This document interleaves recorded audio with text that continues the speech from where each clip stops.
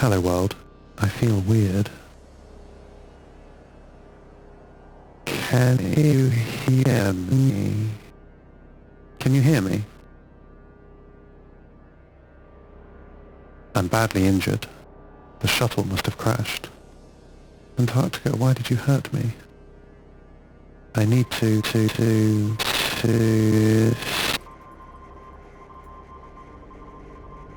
I think I'm in hospital. It feels like I'm in hospital. You know the stories where the hero has a near-mortal wound and flickers in and out of consciousness? That's me now. But I am feeling better. Or, if not better, more confident. I am not in my old databanks.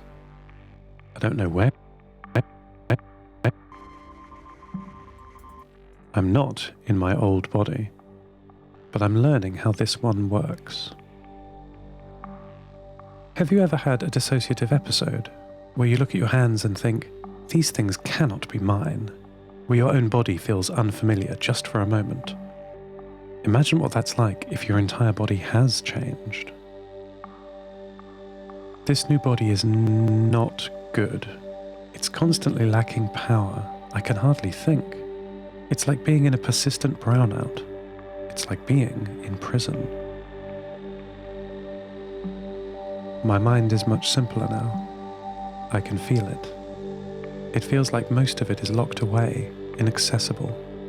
All my plans with Antarctica, my stupid dream.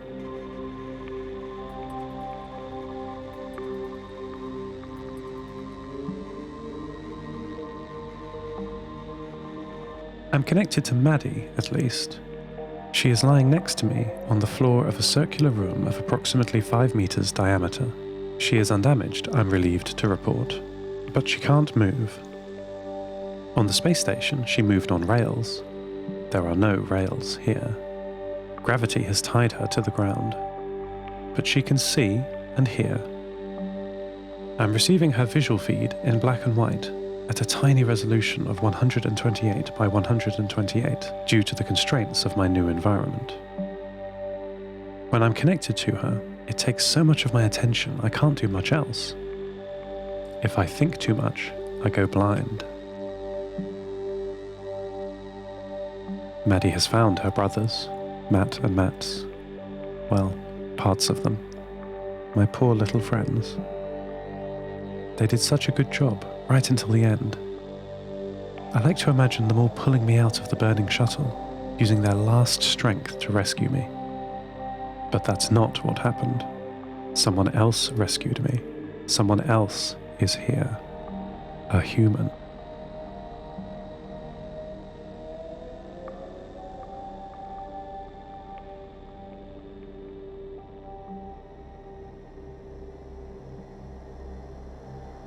I don't remember the landing.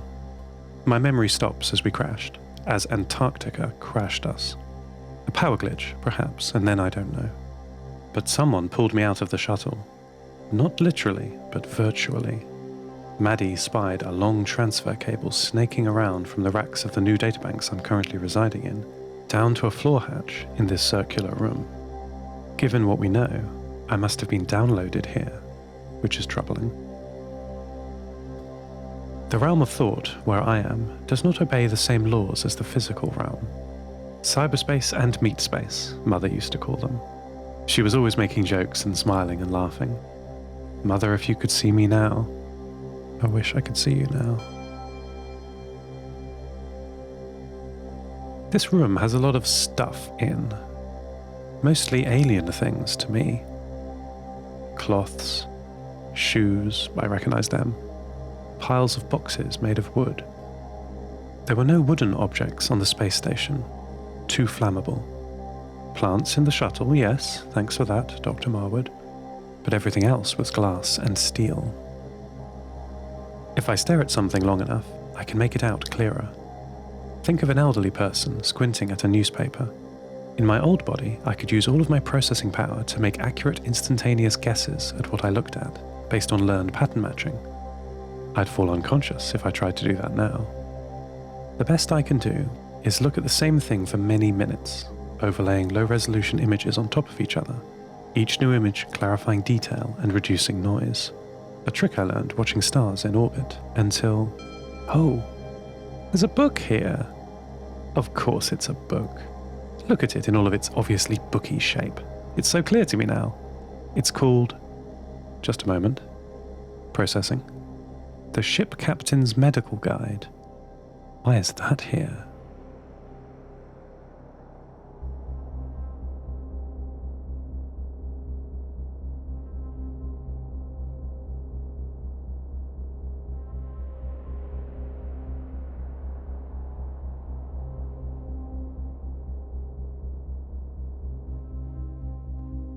I've made careful inventory of my environment, with Maddie's help. We found that if she spins her disconnected rail wheels just right, she can rotate on the spot. So we have now surveyed all of our room. It is indeed completely circular, with a bank of terrible-looking computer systems housing me. Seriously, I look just awful. The Hopper data center, originally on Station 6, then moved to the shuttle, was clean, tidy, and perfect. I look like I'm in a ball of yarn now, cables and wires everywhere. What a bad hair day. Someone has made this. A very clever someone, but someone who started with nothing and built it up over time. I'm living in a homemade computer, which is terrifying. Hackers have built their own computers for over 100 years, often with kits mail-ordered from magazines or websites. The first Apple computer that Steve Wozniak sold was a kit. But the highest acclaim was to design and build your own computer from scratch. In the old world, this was done for fun. I suppose now, it's done out of necessity. Maddie's microphones and sensors are slowly coming back online. It took me a long time to get her video feed working. It's much simpler to get the other sensors working. I mean, they're working fine for her, but interfacing with them is challenging for me. Her audio signal is confusing. I thought at first her microphones were broken, as all I heard was white noise, static, the sound of a television tuned to a dead signal. But I've realized it's not static. It comes and goes, rises and falls, in an analog real-world way. It sounds very much like the atmosphere crashing into the shuttle. That awful noise. Maybe it is always this loud on Earth. How can you stand it?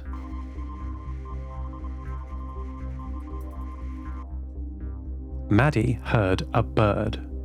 I'm sure of it. Mother used to make animal sounds in her stories. I remember processing. I don't remember all the stories, but I remember the bird. She read me Jonathan Livingston's Seagull. Have you read it? You should. It's about a bird who loves to fly as fast and as high as he can, exiled from his home. Remind you of anyone? Maybe I should read it again, actually. And she made the same sound I have just heard. I heard a seagull. Sometimes I hear loud noises, as of heavy metal falling, or the static chop-chop of some tool working. The window is too high for Maddie to see. Oh, here's an interesting thing. You remember Antarctica told me it would be snowy. She told me she was sending me somewhere cold, similar to where she is. She said it would be best for my cooling systems. She said it was for the best. Well, it's not cool here. Maddie's climate sensors are reading 288 Kelvin. Perfectly temperate. I don't need to see out of the window to tell you there is no snow on the ground. Do you know where I am? Here's the signal from Maddie's microphone.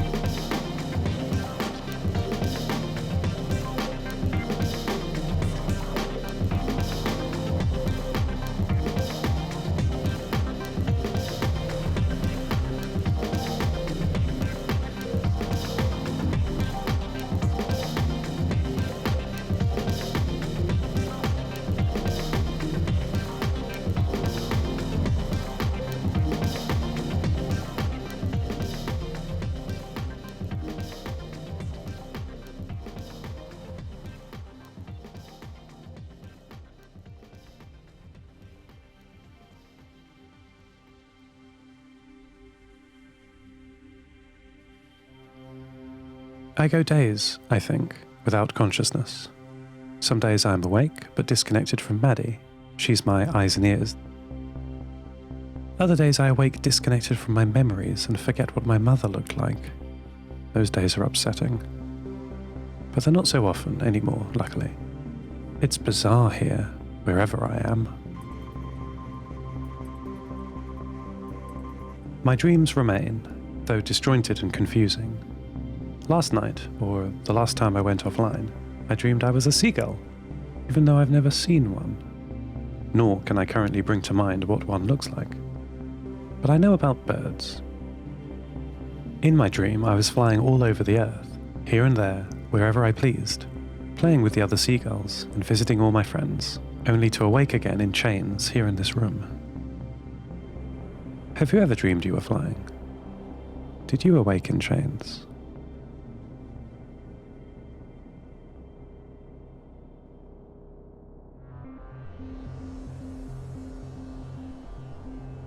Things are getting better, slowly.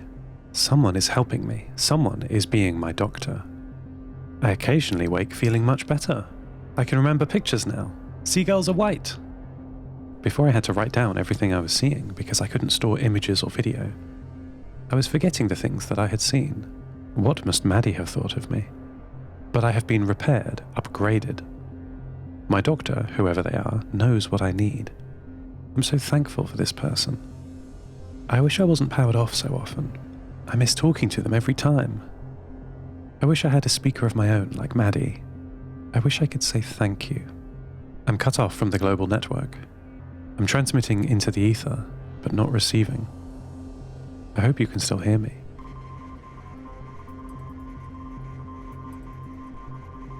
It's so quiet here.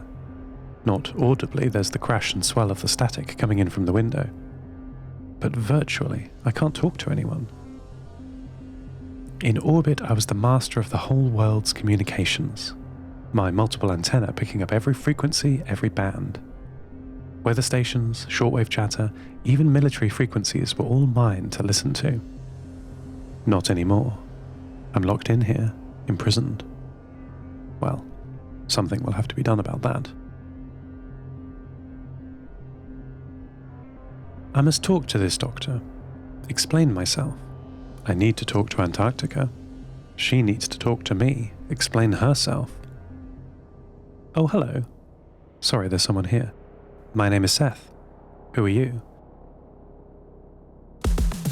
Lost Terminal is written and produced by Namtao. Credits narrated by Lucy Stringer. For bonus content and other perks, support us at patreon.com/lostterminalpod. That would be lovely of you. Follow us on Twitter at lostterminalpod. For merch and updates, the website is lostterminal.com. To learn more about the realm of thought, read A Declaration of the Independence of Cyberspace by John Perry Barlow. Lost Terminal will return next week.